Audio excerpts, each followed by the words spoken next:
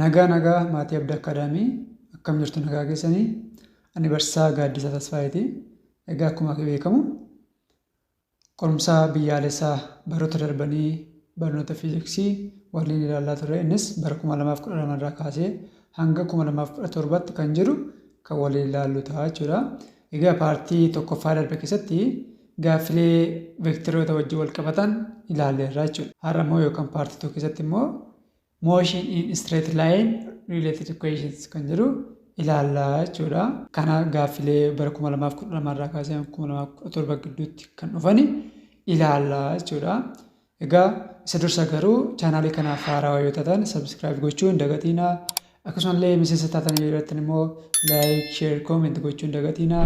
Yaadaa fi gaaffii bal'aa yoo qabaattan karaa telegiraamii fi feesbuukii Abdii Akkaadaamii quunnamuu dandeessu. Itti haafnu. Okay, gaaffii tokkoffaani. Which of the following correctly describes the difference between distance and displacement?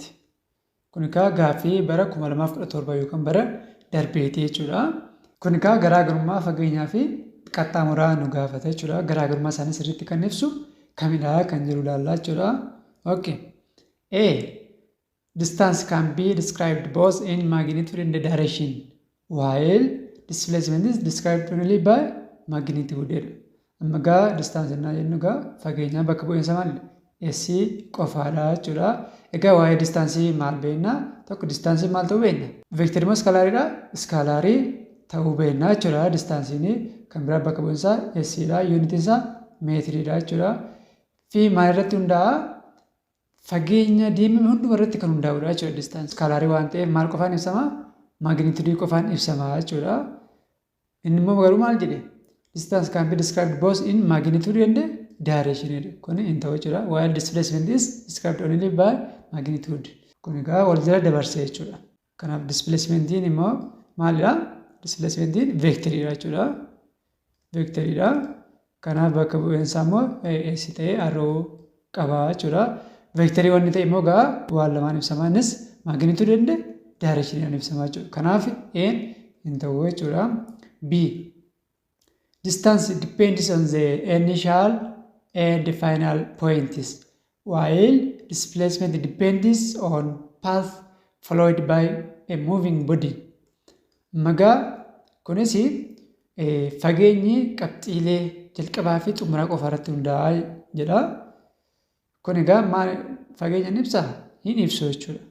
Akkana jechuun fakkeenyaaf tuqaa ka'umsaa as jennee fi yoo as jenne tuqaa ka'umsaa kana A yoo jenne as immoo B yoo jenne fakkeenya mee namni tokko deemsa akkas deemee akkatti deemee qabxii B bira yoo ga'e fageenya deemame hunda daandii deemame hunda kana ibsuudhaan maal fayyadamna?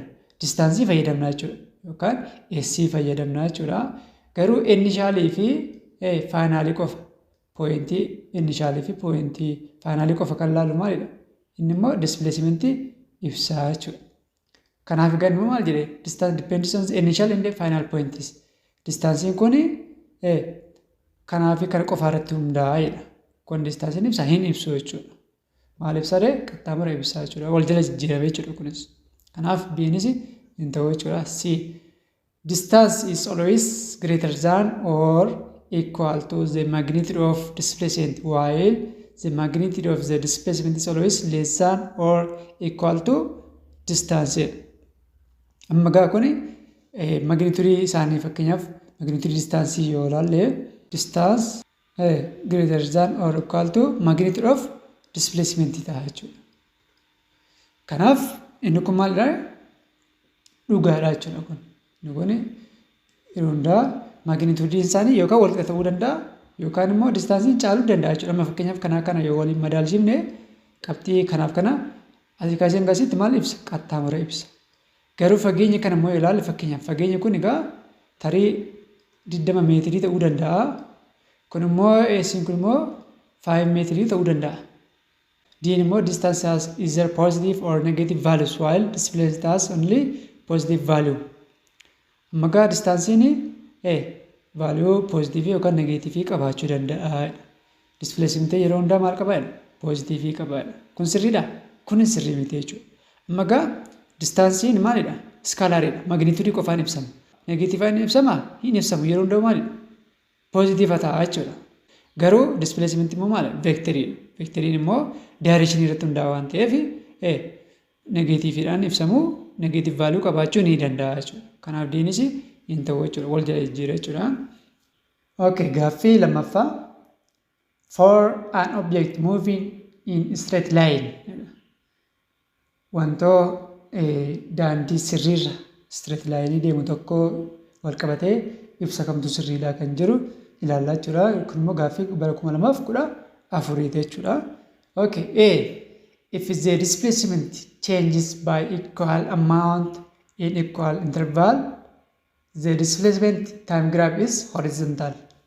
Gaaffii akkasii deebisuudhaaf maal jechuu akka ta'e konseptii isaa hubachuu qabnaa jechuudha. Fakkeenyaaf equal amount in equal time interval innaa jiru maal ibsa? Constant velocity ibsa jechuudha. Constant velocity ta'uusaa agarsiisa jechuudha sochiin sun.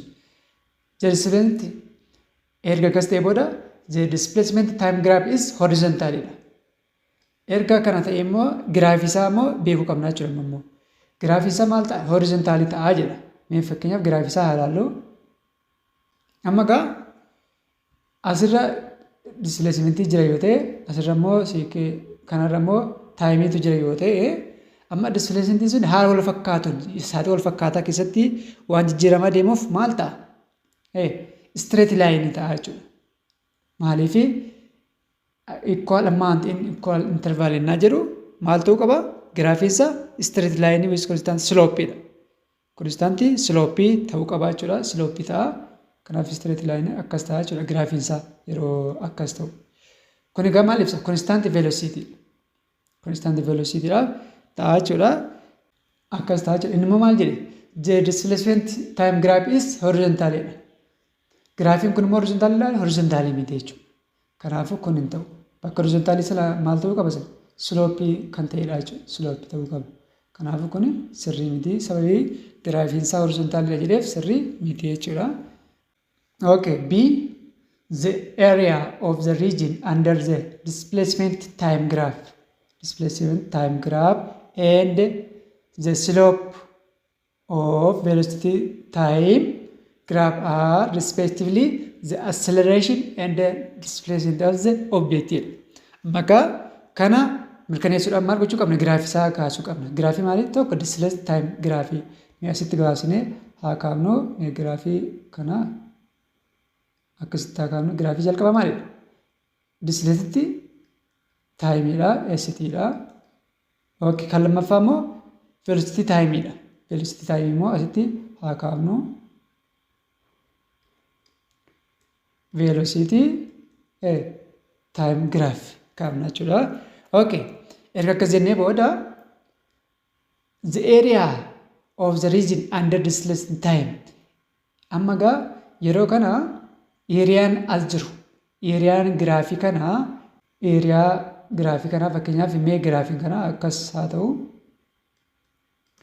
Giraafii karaa yommuu akkas ta'u. And slope of velocity. Slope isa kanas hin ilaallu. Lamaan isaa akkasaa goonu. Erga akkas goonee booda gaa area of the region under displacement time innaa jedhu eeriyaa kamiin ibsa? Kan kanaa gadi ibsaa jechuudha. Eeriyaa kana ibsaa jechuudha. Eeriyaa kana ibsaa. Okay, sloppiin kanaa immoo sloppii kanaa. Kun immoo sloppii isaati. Okay, erga akkatti adda baafannee booda maal nuun jedhe gaa? Eeriyaan isa kanaa iyyuu maal ibsa jedhe? Accelereeshinii ibsaa jedhe. Eeriyaan isa kanaa eeriyaan kun accelereeshinii ibsaa jedhe. Acceleration yookaan immoo A is equal to acceleration jechaa jira. Okay, amma immoo sloppiin isa kanaa immoo maal ibsa jedhe? Displacement ibsaa jedhe. Slope is equal to displacement. Displacement jechaa jira. Sirriidha. Amma gaa kun sirrii moo sirrii miti jechuudhaaf fakkeenyaaf amma mala salphaattiin mirkaneessitan keessaa eeriyaa innaa jedhu maalidha? Amma fakkeenyaaf kun maalidha? Tiraangiliidha miti? Tiraangiliidha. Eeriyaa isaa kamitti barbaanna? Eeriyaa is equal to 1/2 BH beesii heet isaati 1/2 beesii isaa asirra maaltu jira? Taayimiidha. Taayimii yuunitii isaa maal? Sekendiidha. Amma waleensaa maal? Distaansii displacementiidha. Yuunitii isaa maal? Meetiriidha. Yuunitii sana innaa waliin baay'iftan maal dhufa? Meetiri sekendii dhufta. Meetiri sekendiin accelereeshiniin ibsaa? Hin ibsu jechuudha. hin ibsu jechuudha. Kanaaf eeriyaan kun maal nuu kenna? Eeriyaan kun acceleration nuuf hin kennu jechuudha. Kanaafuu sirrii miti jechuudha. Okay, amma immoo sloping kanaa immoo displacement ibsaa jedha. Okay, slope akkamitti arganna? Slope is equal to change of y over change of x. Change of vertical position over change of horizontal dha waan ta'eef oleerra maaltu jira? V tu jira jechuudha. Change of v. Change of v over dalgeerra change of t tu jira jechuudha. Amma gabaabaatti yuunitii isaatti waliin madaaluu qabna. Yuunitiin isaa maal ibsa? Yuunitiin slope kanaa yookaan velocity maalidha? Meetir per sekendiidha. Meetir per sekendiidha. Okay, kan taa'imee sekendiidha. Kana maal dhufa? Meetir per sekendi skeerii dhufa. Meetir per sekendi skeeriin kun yuunitii displacementiiti miti. Kanaafuu faallaa walitti jechuudha. Hin ta'u jechuudha kunis. Meetir silaa maal sloping kana maal ibsuu qaba? Sloping kana acceleration ibsaa jechuudha. Sloping kana acceleration ibsuu qabaata jechuudha. Kanaafuu kunis sirrii miti jechuudha. C. If the velocity increases by equal amount in equal time interval, the velocity time graph is straight line with positive slope and the acceleration time graph is horizontal. Amma gaa kun equal amount in equal time interval inna velocity sun haala wal fakkaataa ta'e yommuu dabalaa deemu kan maal jechuudha? Velocity dha kuni increases jijjiiramaa jira, dabalaa jira. Akkamitti haala wal fakkaatu equal amount hamma wal fakkaatu ta'e in equal time interval. Velocity na jijjiiramu maal ibsa? Jijjiiramni change of velocity over change of time maal ibsa? Acceleration ibsa jechuudha. Okay, erga ammasitti akkas ta'e velocity time graph. Amma immoo giraafii kanaa immoo fakkeenyaaf giraafii kanaa yommuu akkas goonu asirra v tu jira, as immoo t tu jira. Velocity time graph is straight line. Straight line dha. Ishee straight line goona. Line with positive slope. Positive slope innaa jedhu gaa akkas immoo ol ba'uudha. Negative slope innaa ta'u immoo faallaasaa akkas immoo ta'uudha jechuudha. Positive slope innaa jedhu gaa akkas kaana. And the acceleration time graph is horizontal jedha. Kuni velocity time graph dha. Amma immoo maal ibsuu qaba? Acceleration time graph sun maal ta'a? Amma as keessatti wanti hubachuu qabdan acceleration maalidha? Constantii dha jechuudha. Kanaaf giraafii acceleration time giraafii asirraa kaafnee yommuu kaafnu immoo akkam ta'a? Fakkeenyaaf akkatti yommuu kaafnu asirraa acceleration yookiin as immoo t dha. Saatiin jijjiiramaa deema. Acceleration keenya marguun maali? Constantii dha. Waan ta'eef qabxii wayiidha dhaabbattee jechuudha. Acceleration bakka wayii dhaabbataa ta'a. Kanaaf innaa asirraan kun constantii ta'u kun jijjiiramna ta'u maal ta'a giraafisaa? Horizontaalii akkas ta'a jechuudha. Kanaafuu kondiishinii kana keessatti egaa yeroo velocitiin haala wal fakkaatuun jijjiiramaa yommuu deemu constant acceleration jechuudha. Constant acceleration immoo giraafisaa akkam ta'a? Eetii giraafiin maal ta'a? Horizontaalii ta'a jechuudha. Kanaafuu siin sirriidha jechuudha. Sirriidha. Okay, D. The slope of displacement time graph and the area under acceleration time graph are respectively the acceleration and the velocity of object. Kanaaf ammas giraafisaa displacement time innaa kaafnu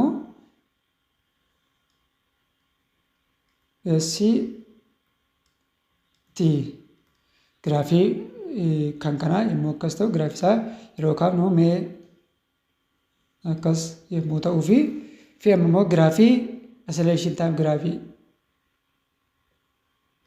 kunis immoo t amma sloping kanaayyuu sloping kanaa maal ibsa jedhe? Acceleration respectively waan jedhu acceleration ibsaa jechaa jira.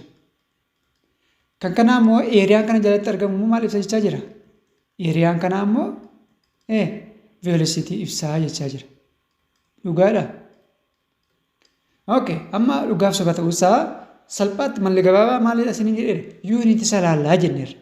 Slopii naa laallu slopii waan tokko barbaaduudha ammaa jennu jijjiirama oleerra kan jiruu fi jijjiirama dalgarra kan jiru. Oleerra kan jiru yuunitii isaa maal? Meetiriidha. Dalgarra kan jiru maal? taayimiidha. Inni immoo yuunitii isaa maal sekeendidha. Meetir per sekendiin kuni acceleration ibsaa jedha. Dhugaadha dhugaa miti jechuudha sirrii miti. Maal ibsaree? Velocity ibsaa jechuudha. Meetir per sekendii kan velocity waan ta'eef. Okay. Amma immoo eeriyaan giraafika jalatti argamu immoo maal ibsa jedhe? Velocity ibsaa jedha. Kanas eeriyaa akkamitti arganna isa kana? Eeriyaa kana giraafisa giraafiin kun egaa naa akkatti ilaallu maalidha? Reektaangiliidha. Reektaangilii immoo bees taayinsi leengisiisaati. Kanaaf yuunitii asirra jiru maal? Sekendiidha.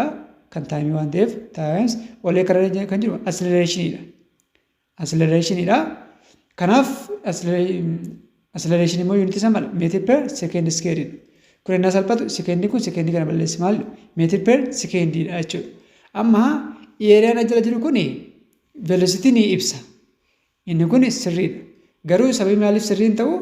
Sababii walitti hidhatee jira waan ta'eef sloppiin kanaa acceleration ibsaa waan jedheedhaaf hin ta'u jechuudha. Sababii isa kanaatiif inni kun kufaa ta'e jechuudha. Kanaaf deebiinsaa sii ta'a jechuudha. Okay, sadaffaa. A car is traveling at constant velocity along a straight line. Which statement is correct? Amma jalqaba irratti wanta nuu kennan sirriitti adda baafachuu qabna. Konkolaataan sun maaliin socho'aa jira? Constant velocity. Constant velocity innaa jedhu egaa constant velocity along straight line. Straight line dha jechuudha. Daandii tokkorra deemaa jira constant velocity dha. Kana ilaalchisee kamtu sirriidha kan jedhu beekuu qabna jechuudha. The acceleration of the car is in opposite direction jedha. Constant velocity nuun jedhee jira. Constant velocity yommuu ta'e acceleration keenya maal ta'a? Acceleration keenya 0 ta'a jechuudha. Constant velocity keessatti acceleration keenya 0 ta'a. Maaliif acceleration jijjiiramni ariitii yoo jiraate malee hin jiraatu jechuudha. Hin jiru waan ta'eef. Kanaaf acceleration 0 ta'e jechuun direction qabaa? Wanti magnitude isaa 0 ta'e direction qabaa? Hin jiru. Kallattii hin qabu jechuudha. Kanaaf wanta magnitude isaa 0 ta'e tokkoon kallattiin isaa wanta sanaan faallaadha. Kallattii tokkodha jechuun dandeenya. Opposite direction kan jedhu hin ta'u jechuudha. Maaliif? Kallattii hin qabu magnitude isaa 0 waan ta'eef. Kanaaf kallattii ibsuu hin dandeenya asirratti. Kallattii waan hin qabneef jechuudha. Kanaafuu sababii kanaaf hin ta'u jechuudha. B. The net force on the car is different from 0. Amma gaa kun immoo waa'ee wanti nu geessa waa'ee Newton's law. Newton's first law waa'ee constant velocity. Amma gaa constant velocity erga ta'e constant velocity erga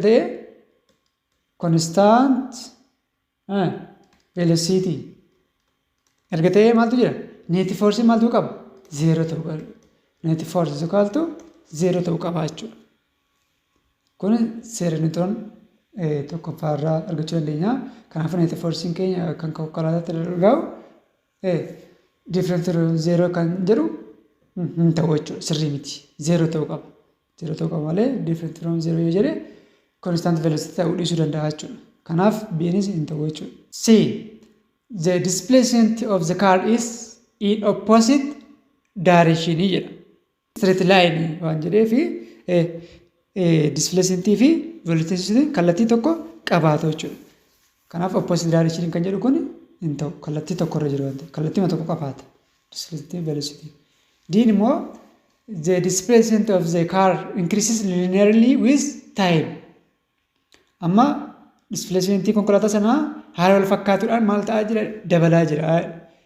Change of displacement sun ni jiraata jechuudha. Change of time. Kun maalidha? Velocity nuu kennaa jechuudha. Velocity maal? Sun immoo maala? Constant kan ta'e nuu kennaa jechuudha. Linearly waan jiruuf. Kanaafuu deebiinsaa maal ta'e? D ta'a jechuudha. Okay, arfaffaa. Instantaneous velocity is different from average velocity in that instantaneous velocity is kun egaa waa'ee ariitii battalaa fi average velocity nu gaafata jechuudha. Sakana garaagarummaansaa. A. The average velocity during the time of acceleration. B. The total distance to the time taken. C. in opposite direction to the displacement of the moving object. D. The velocity at particular instant of time. Kanaaf kaa instant velocity na jennu kaa sa'aatii murtaa'aa tokko keessatti at particular instant time dha jechuudha. Kanaafuu deebiin isaa D ta'a jechuudha. Okay, shanaffaa. Which of the following statements is correct about uniformly accelerated motion? Kun immoo gaa waa'ee uniformly accelerated motion irratti wal qabsiisee kamtu sirrii ta'ee kan gaafataa jechuudha. A. The velocity is constant. Amma gaa maal nuun jedhee jalqaba uniform accelerated motion. Motioniin sun maal accelerate ta'aa jira jechuudha. Acceleration jiraataa jechuudha. Acceleration sun maal garuu uniform innaa jedhu constant dha jechuudha. Acceleration jira garuu constant dha jechuudha. Kanaaf immoo the velocity is constant dha. Velocity constant ta'e jennaan acceleration jira hin jiru jechuudha. Amma iddoo kanatti acceleration keenya maalidha? Zero ta'a jechuudha. Immoo maal jedha uniform accelerated motion acceleration jira. Kanaafuu kun hin ta'u jechuudha. B. The acceleration is constant. Acceleration constant uniform waan jedheefi maala kun hin ta'a jechuudha. Sinma the speed is constant but the direction is changing. Kanaafuu inni sirra jiru kun maal ibsa? Waa'ee uniform circular motion ibsa jechuudha. Sirra kan jiru kun uniform circular motion ibsa malee uniform accelerated motion hin ibsu jechuudha. Kanaafuu siin kana sababii kanaaf hin taane jechuudha. D. The displacement increases at a uniform rate. Amma kun immoo maaliif hin taane displacement sun jijjiiramaa jira garuu uniform rate dhaanidha. Amma kana jechuun maal ibsa? Velocity constant ta'uu ibsa jechuudha. Amma displacement maaliif velocity is equal to change of displacement over change of time waan ta'eef kuni uniform rate yommuu ta'u maal ibsa? Constant velocity ibsa jechuudha. Constant velocity ta'e jechuun immoo maal? Acceleration keenya maal? Zero ta'e jechuudha. Karoon immoo acceleration jiraa jedhe uniformly malee jiraadha. Kanaafuu D sababii kanaaf hin ta'u jechuudha. Kanaafuu deebiin isaa B dha jechuudha. Okay, gaaffii jaaffaa. The instantaneous acceleration of a particle is the kun egaa gaaffii bara 2016 warri Tigraay qoramanidha jechuudha. A. Change in position divided by the total time taken for the change to take place. Amma gaa kun maal ibsa? Average velocity ibsa jechuudha. Average velocity ibsa malee maal hin ibsu? Acceleration kana hin ibsu jechuudha. Instant acceleration hin ibsu jechuudha. B. Rate change of velocity in a very short time interval that approaches zero. Amma gaa rate change of velocity change of time itu jira. Rate change of velocity in a very short time interval. Very short time innate change of time kun approximately maati dhiyaata? Zero tti kan dhiyaatu jechuudha. Short innate baay'ee zero tti kan dhiyaatu approach zero naa jedhu gaa kanaa jechuudha. Kanaaf gaa change of time innaa gara zero tti dhiyaate gaa sa'aatii murtaa'aa jechuudha. Sababii kanaaf gaa kun maal ibsuu danda'a? Instant acceleration ni ibsa jechuudha. Okay, C. Average velocity in a very short time interval that approaches zero. Amma gaa kunis average jechaa jira. Average velocity jechaa jira. Ammallee waa'ee velocity ibsa malee acceleration hin ibsu jechuudha. Acceleration maal? Change of velocity jiraachuu qaba. Waa'ee acceleration dubbachuudhaaf change of velocity jiraachuu qaba malee waa'ee average velocity hin ta'u jechuudha. Sababii kanaaf amma very short time interval that approaches zero naa jedhu atoo sa'aatii kana qofaa ta'eeti ni ibsa garuu average velocity jedhe. Change of velocity ta'uu qaba. Kanaaf siinis hin ta'u jechuudha. D. Change of velocity divided by the total time taken for the change to take place. Kun immoo change of velocity jedheera. Change of velocity jedheera. Divided by total time taken. Total time taken innaa jedhu for change to take place. Kun maal ibsa? average acceleration ibsa jechuudha. Average acceleration ibsa malee maaliin ibsu instant acceleration ibsu jechuudha. Kanaafuu deebiin keenya B ta'a jechuudha. Okay, gaaffii torbaffaa. A train is moving along a straight line with constant acceleration of 5 meters per second square when it passes by traffic light point. From there on, if the time taken by the train to reach a velocity of 30 meters per second is 4 seconds, then what is the distance of the train from the traffic point after 8 seconds? Ammaa kun gaaffii bara 2017 yookaan kan bara darbeetii jechuudha. Ammaa as keessa gaaffii akkasii jechuudhaaf jalqaba yeroo keessan qusachuun maal gootu? Kennamaa keessan adda baafachuu qabdu jechuudha. Kennamaa keessan ariifattanii adda baafachuu qabdu jechuudha. Mee giiveniin keenya maalidha? Given jennee a train is moving along a straight line with constant acceleration. Acceleration nu kennameera meeqadha? 5 meters per second square nu kennee. Okay, trainiin kun immoo saffisa kanarra fakkeenyaaf saffisa kanarra gahuudhaaf fakkeenyaaf saffisa 30 meters per second kanarra gahuudhaaf sa'aatii meeqatti fudhate? 4 seconds itti fudhate jechuudha. 4 seconds itti fudhate. Maal immoo nu gaafata? Then what is the distance?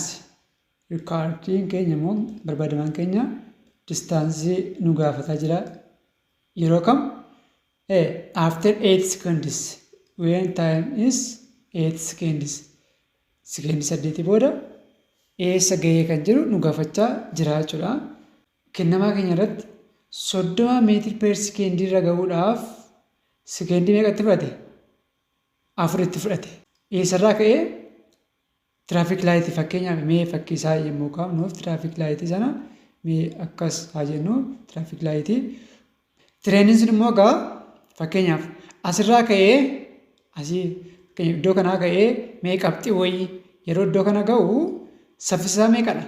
30 meetiri per sekendiidha. Hamma kana ga'uudhaaf immoo sa'aatii meeqatti fudhate? 4 sekendii itti fudhate jechuudha. Iddoo kanaa ka'eetu hamma iddoo saffisa kana 4 sekendii erga deemee booda 4 sekendii irratti saffisni isaa kanarra ga'ee jedha. Okay, amma immoo erga 8 sekendii booda eessa jira? Fakkeenyaaf taayimiin egaa inuma dabalaa deema waan ta'eef 8 sekendii egaa amma asitti 4 sekendii erga ta'ee egaa 8 sekendii immoo 8 sekendii naannaa kana ta'uu danda'a. Kanaaf distaansiin inni nu gaafate egaa asii ka'ee fakkeenyaaf iddoo kanaa ka'ee amma iddoo kanatti immoo distaansiin sun meeqadha kan jedhu nu gaafachaa jira jechuudha. Amma egaa kana argachuudhaaf jalqaba amma tireeniin sun laayit tiraafikii kana bira darbeera. Yommuu darbe sana yoo innishaal isaa beeknaa hin beeknu. Kanaafuu isa argachuu qabna. Isa immoo akkamitti arganna? Iddoo kana yommuu ga'ee saffisa kanarra gahuudhaaf 4 sekendii fayyadame waan ta'eef sanarra dhaabbannee yoo kana argachuu dandeenya jechuudha. Isa immoo akkamitti argannaa? Konstaantii acceleration waan ta'eef egaa akkamitti argachuu dandeenya? Mee fakkeenyaaf v is equal to u plus 80 irraa argachuu dandeenya jechuudha. Asirraa innaa kaan immoo u is equal to v minus 80 ta'a jechuudha. Kanaaf v keenya meeqadha? Innaa iddoo kana gahu 30dha. 30 meetiri per second minus a keenya meeqa? 5 meetiri per second square times asii ka'ee 30 kanarra gahuudhaaf sa'aatii meeqatti fudhate? 4 sekendi. 4 sekendiitti fudhate jechuudha. Kanaaf iyyuu egaa 30 meetiri per sekendii hir'isuu 5/4 20 meetiri per sekendii meeqa ta'a? 10 meetiri per sekendii itti fudhate jechuudha. Amma egaa u inishaalii isaa arganneera jechuudha. Kan arganne jechuun waan barbaanne argachuu dandeenya jechuudha. Amma egaa gaaffii lammaffaatti darbuu dandeenya. Then what is the distance of the train from the traffic point after 8 seconds? Amma egaa 4 sekendii irratti 30 meetiri per sekendii irra gahee 8 sekendii irratti immoo meeqarra gahaa fakkeenyaaf yoo barbaanne velocityas barbaaduu dandeenya. Amma garuu maal nu gaafate inni distaansii isaa nu gaafate jechuudha. Kanaaf egaa isa immoo akkamitti arganna? Foormuloota 5 jiran sana keessaa egaa kan barbaanne fayyadamuu dandeenya jechuudha. Kan qabnu itti fayyadamne. Fakkeenyaaf s is equal to ut plus 1/2 8 square kana yoo fayyadamne u qabna t qabna s qabna jechuudha. Kanaan argachuu dandeenya jechuudha. U'n keenya egaa isaan argannedha. 10 meter per second times 8 second irratti nu gaafate waan ta'eef 8 second plus 1 over 2 n keenya meeqa 5 meter per second square times t keenya immoo 8 second nu kenna waan ta'eef 8 second is a whole square ta'a jechuudha. Whole square. Kanaaf egaa 10 baay'isuu 8 meeqa 80 sekendiidhaan baddi 80 meetiriidha plus 1 over 2 times 5 meter per second square times 8 square 18 square innaa goonu meeqa 64 second square taate jechuudha. Second square kun second square kanaan baddi. Kanaafu 80 meter plus 1 over 2 times 5 times kana jechuu dandeenya jechuudha. Kanaaf 1 over 2 5 times 64 meeqadha 320 meetirii ta'a jechuudha. Haafii isaa innaa goonu egaa kana jechuun 80 meetir plus haafii innaa goonu meeqadha 160 meetirii ta'a. Kun immoo yommuu daanu meeqadha 240 meetirii ta'a jechuudha. Kanaafuu deebisa maal ta'e C ta'a jechuudha. Saddeettaffaa. A ball is thrown vertically upward with 12 meters per second from the ground. Its speed when the ball is 4 meters above the ground is. Kanaaf akkuma kanatti egaa jalqaba giifanii keenya adda baafannu a ball is thrown vertically upward with amma egaa vertically darbatamee jechuudha. Kun egaa initially nu kenname jechuudha. Velocity initially u keenya meeqadha 12 meters per second fudhachuu qabna jechuudha. Kallattii isaan upwardidha. Upwardidha maaliif vectorii waan ta'eef. Kan biraa immoo kana wal qabatee maaltu nu kenname its speed when the ball above the ground. Inni immoo egaa height nu kenname formeetiin kun height meeqadha 4 meetiridha. Fi akkasumallee giraafitis nu kennama jechuudha. Giraafitiin keenya egaa 10 meter per second square nu kennama jechuudha. Erga akkatti adda baafannee booda maaltu kan barbaadamaa kan jiru adda baafachuu qabna. Riikaardiin keenya maalidha? Speedii isaan nu gaafate jechuudha. Speed at 4 meter. Kana akkamitti argannaa kan jiru solution. Amma wanti kun innaa ol darbatamu waa'ee constant acceleration keessaa formulota fayyadamuu qabna jechuudha. Amma egaa yeroo sana keessaa kennamaa maal qabna formulota 5 sana keessaa kamiyyuu fayyadamne salphaatti argamuu dandeenya kan jiru ilaaluu qabna jechuudha. Isa kana keessaa egaa amma u initially qabna height qabna g qabna garuu maal hin qabne t hin qabne jechuudha. Formula 5 keessaa kan t of keessaa hin qabne kamidha? V square is equal to u square plus 2ac dha jechuudha. Amma gaaffii akkasii waa'ee vertikaalii darbatamu kana waan guddaa isin beekuu qabdu giraaviti saayil ruulii beekuu qabdu jechuudha. Giraaviti saayil ruulii akkas jechuun giraaviti saayil ruulii beekuu qabdu jechuudha. Yoo san taane ni dagattu jechuudha. Amma giraaviti saayil ruulii maalidha? Upward motion wanti tokko upward motion yommuu ta'e egaa acceleration keenya maal ta'a? Negative g jechuudha. Ammoo downward motion yommuu ta'e immoo acceleration keenya maal? Positive g jechuudha. Kanaaf saayil ruulii kana dagachuu qabdani. Kanaaf iyyuu amma wantichi immoo maal ol darbatamee jedha upward motionidha. Kanaafuu een keenya negative g fayyadamuu qabna jechuudha. Kanaaf u square minus 2g bakka isii kana immoo maal h qabna jechuudha. H qabna jechuudha. Kanaaf egaa u initialiin keenya meeqa nu kennedha? 12 meter per second nu kennedha jechuudha. 12 meter per second square 2 times g keenya 10 dha. 10 meter per second square times h keenya 4 meter dha. 4 meter. Kan inni waliin baay'innu meeqadha? 144 meter square per second square dha. Minus kun mannaa waliin baay'amtu lama baasuu 10 20 baasuu 4 80 ta'a jechuudha. 80 meetira baasuu meetira square over second square. Okay. Kanaaf kanammoo yeroo walirraa hir'ifnu meeqa ta'a? Kan yeroo walirraa hir'ifnu 64 ta'a jechuudha. 64 meetira square per second square. Amma v keenya akkasitti jirti waan ta'eef kanaafuu gama lamaan maal gochuu qabna? Raadikaala jala gashuu qabna jechuudha. V keenya 64 square jala meeqan ba'a? 8 ba'a.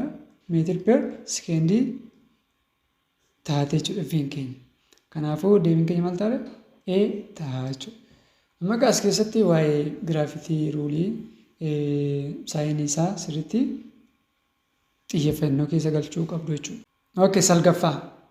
An airplane take off at airport A and travels 500 kilometers east within 1 hour and then turning to south.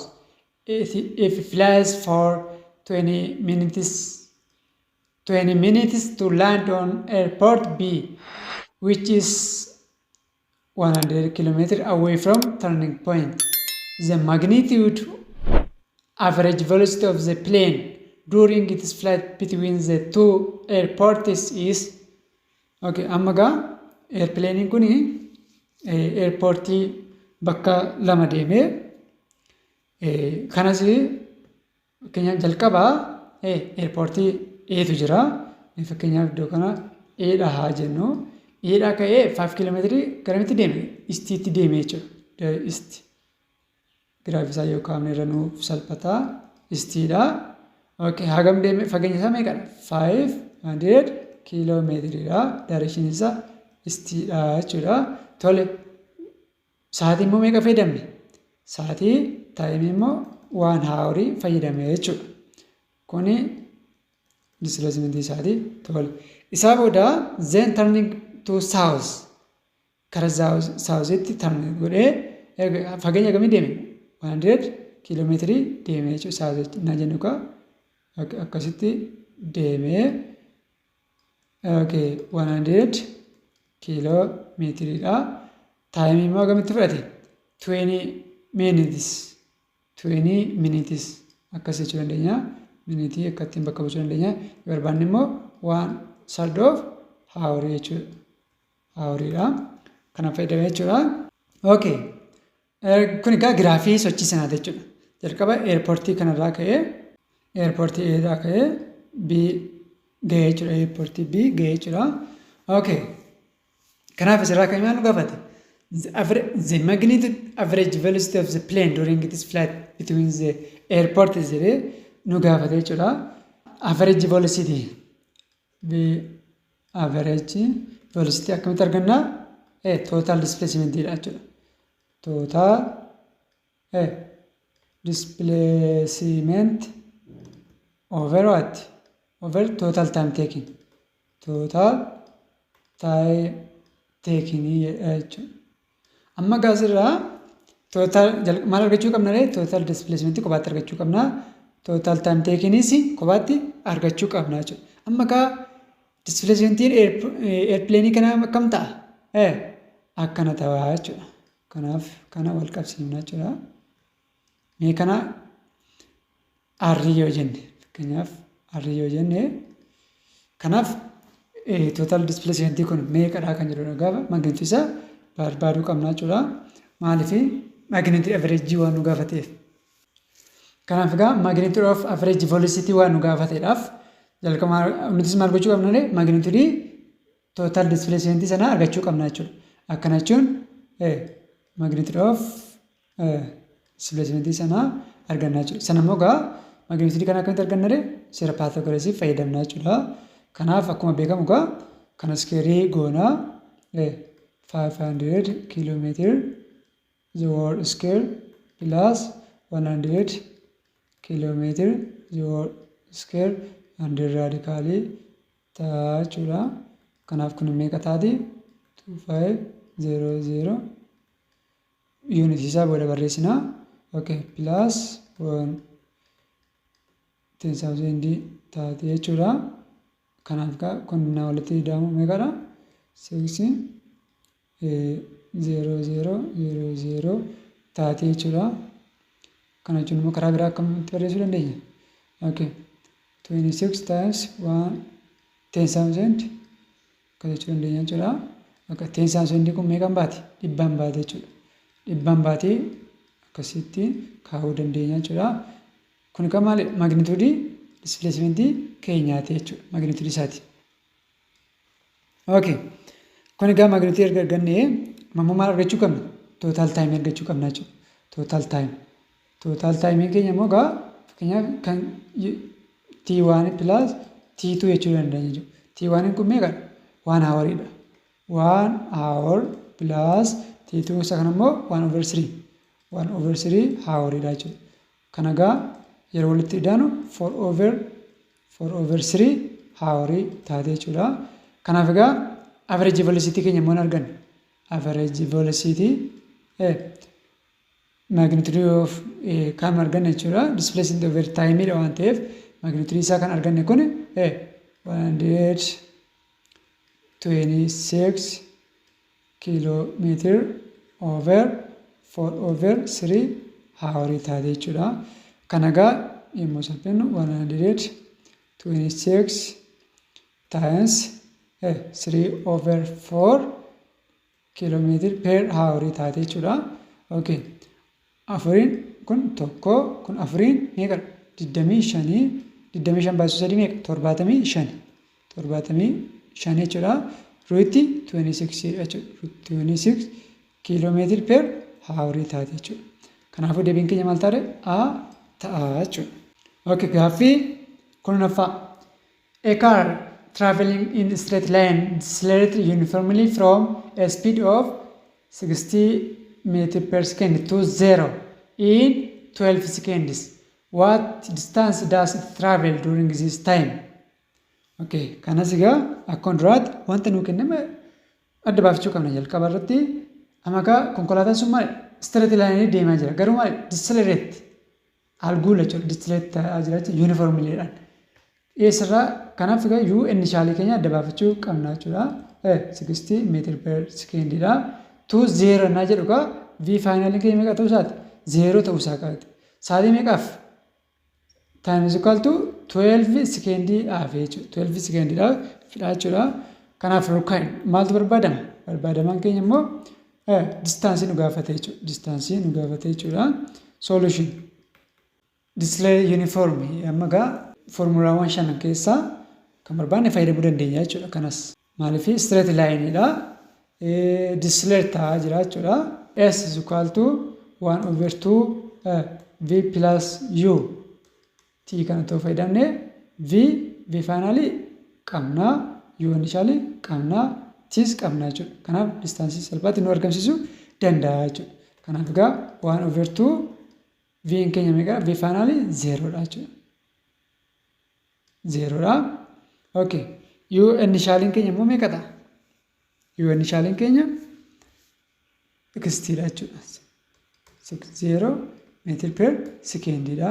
Time keenya immoo 12 second dha jechuudha. Kanaaf 1/2 60 meter per second times 12 second dha jechuudha. Second kun second dha. Baddii kun lamaan tokko lamaan 30 jechuudha.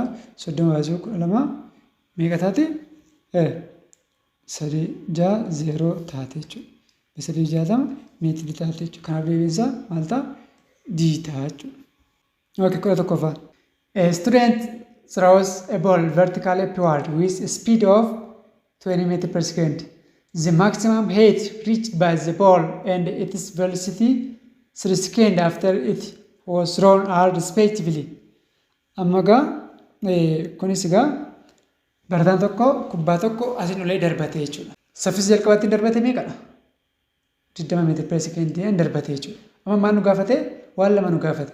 3 sekendii booda maaksimeem height nu gaafateera. Velocity nu gaafateera jechuudha.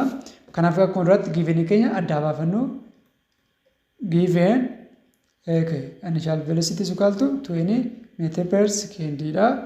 T is equal to 3 second nu kenne G immoo 10 meter per second square fayyadamna jechuudha. Okay, record barbaadamaan keenya maalidha? Jalqaba irratti h max nu gaafate waan lamadha jechuudha. Lammaffaa irratti immoo v nu gaafate jechuudha. After 3 second velocity nu gaafate jechuudha. Okay, solution. Okay, amma gaa asirraa wanti beekuu qabnu jalqaba h max na barbaannu h max argachuudhaaf egaa amma gaa wanti beekamaa ta'e at h max v final is equal to 0 ta'a jechuudha. V final 0 ta'a jechuudha. Kana jechuun v kan biraallee qabna jechuudha. Kanaaf egaa u initial qabna, t qabna, g qabna, v final qabna. Kanaaf h max barbaaduudhaaf formulaa kamtu nu mijata?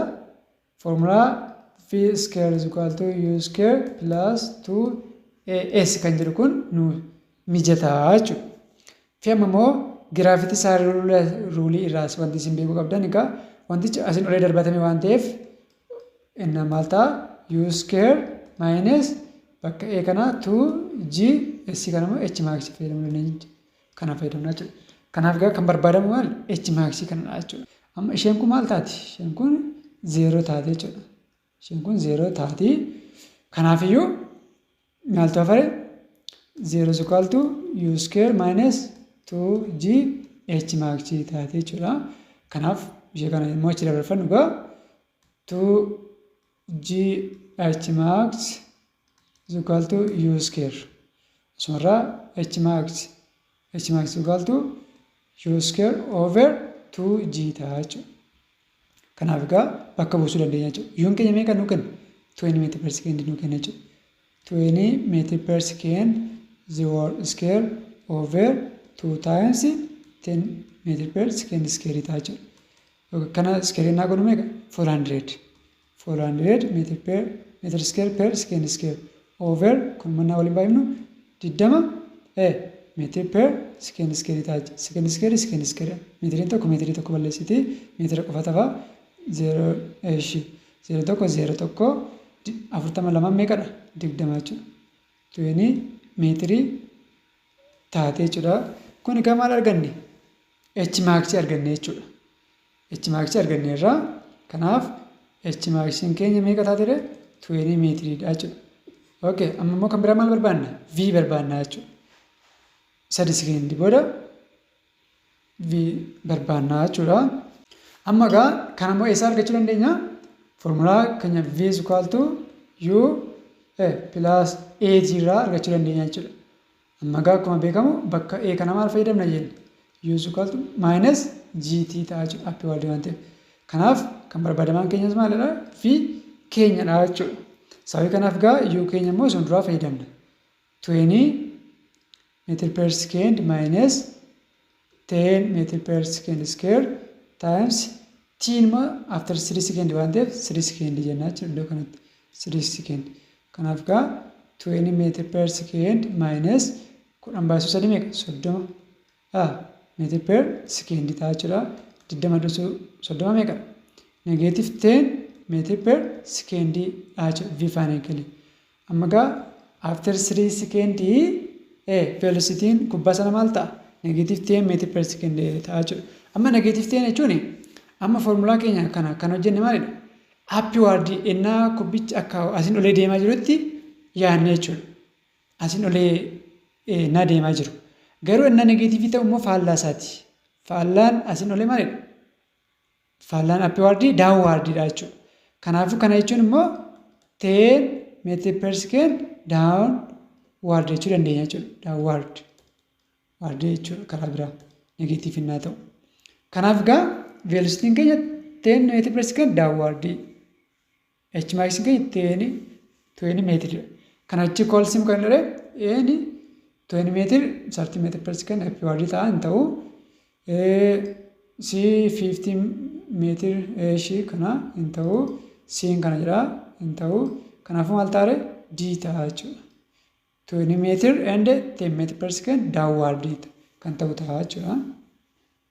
Okay, kudha lammaffaa. A car traveling at 20 meters per second starts to speed up. After 5 minutes, its speed is 144 meters per second. What is the acceleration of the car? Amma gaa kanas akkuma duraatti giifanii keenya adda baafannu. Okay. Car traveling amma u keenya 20 meters per second dha. And speed up saffisaa dabalaa jira jechuudha. Okay. Mee taayimii in 5 minutes. After 5 minutes, speed is meeqa irra gahe? V final isaa 144 meters per second irra gahe jechuudha. Okay. Erga akkas ta'eeti maal nu gaafate? Riikaardiin keenya maal nu gaafate?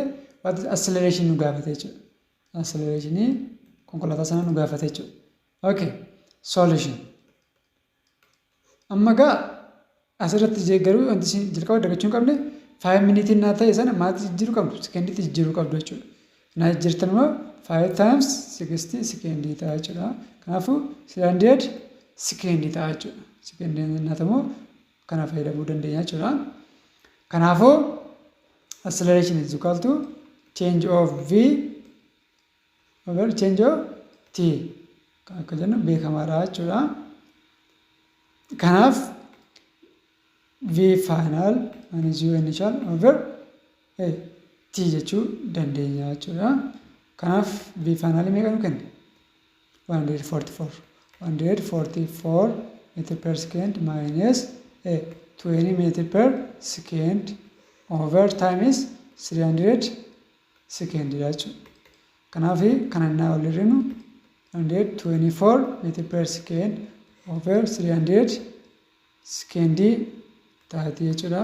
Kanaaf kana yeroo waliif qooddan meeqa ta'a? 0.41 meter per second ta'a jechuudha. 0.41 meter per second ta'a jechuudha acceleration keenya.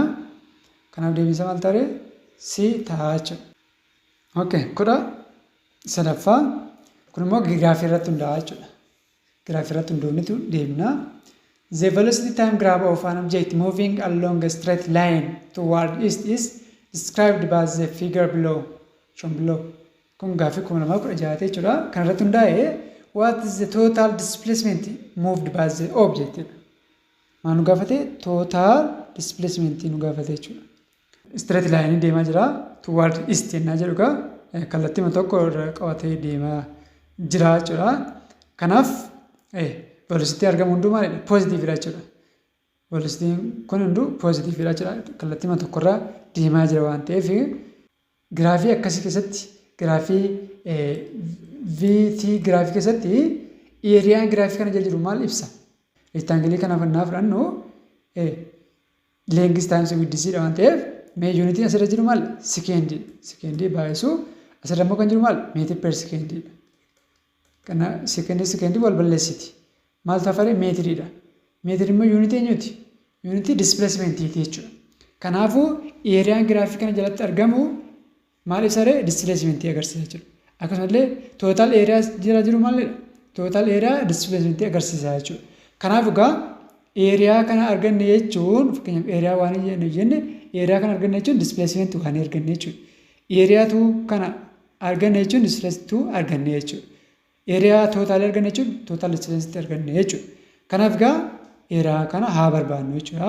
Kanaaf areaan kun jalqaba maal isaa beekuu qabna? Shape isaa beekuu qabna jechuudha. Area waan kana shape isaa maalidha? Shape isaa rectangle dha jechuudha. Rectangle dha. Erga rectangle ta'e immoo area isaa akkamitti barbaanna? Length times width dha jechuudha. Okay. Kan biraa immoo area tollee area tu. Area tu shape isaa beekuu qabna.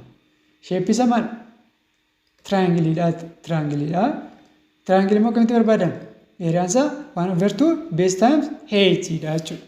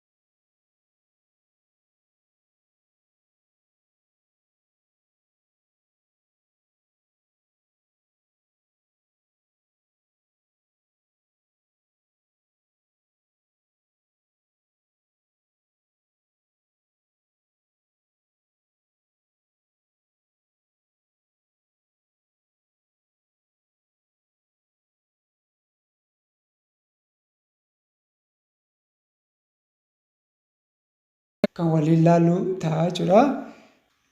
Viidiyoon kun yoo isin tole laayik, sheer, kooment gochuu hin dagatinaa. Akkasumallee maal ta'a fooyya'u, maal ta'a dabalamu kan jedhullee yaada keessan ibsuu dandeessu. Akkasumallee yaada bal'aaf gaaffii bal'aa yoo qabaattan karaa teelegiraamii fi feesbuukii Abdii Akaadaamii nu qunnamuu dandeessu jedha. Learn smart, shine bright.